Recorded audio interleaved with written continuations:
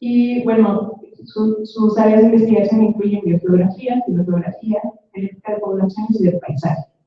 El doctor Brizu ha publicado 21 libros, capítulos de libros y más de 54 artículos científicos que suman más de 4.000 citas. Sin más que decir, les damos un fuerte aplauso al doctor Brizu.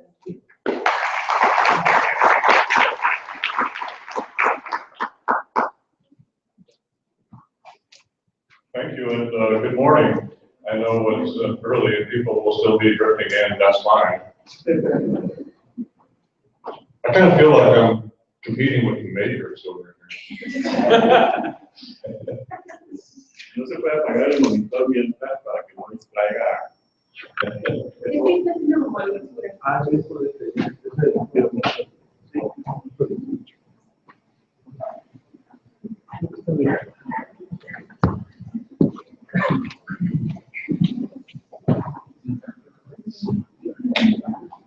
That's okay, it doesn't really bother me.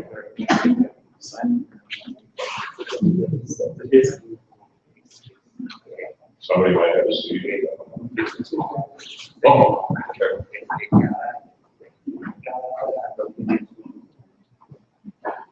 Well, I was invited to give a second talk on a topic that is a bit different than the talk I gave yesterday. There is some overlap and some relationships, but this is a little bit more of a kind of a personal overview of the relationships between biogeography and phylogeography. Now, I know that my premise is that many of you sitting in this audience will be looking at me and saying, they're the same thing.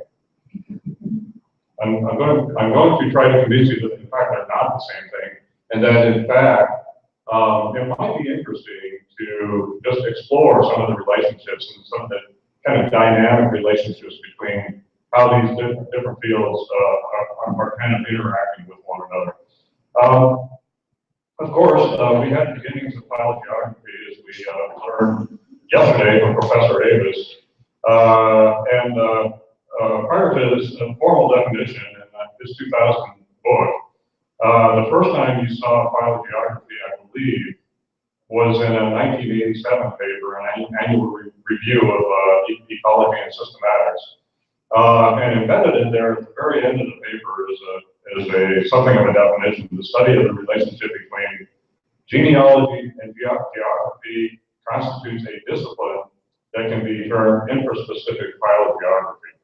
Well, they had actually used phylogeography earlier in the paper in a couple of places, but this is where they really kind of formally proposed the definition. So 1987, and indeed, it's become a pretty popular way of doing science since 1987. This is just a Web of Science search up through 2013 and bins of 3 years. Since 1987, and you can see that it continues to grow. It looks like an exponential curve, I don't know, into today and probably into the future as a field. Whatever phylogeography is today, lots of people are using the term phylogeography in their research. And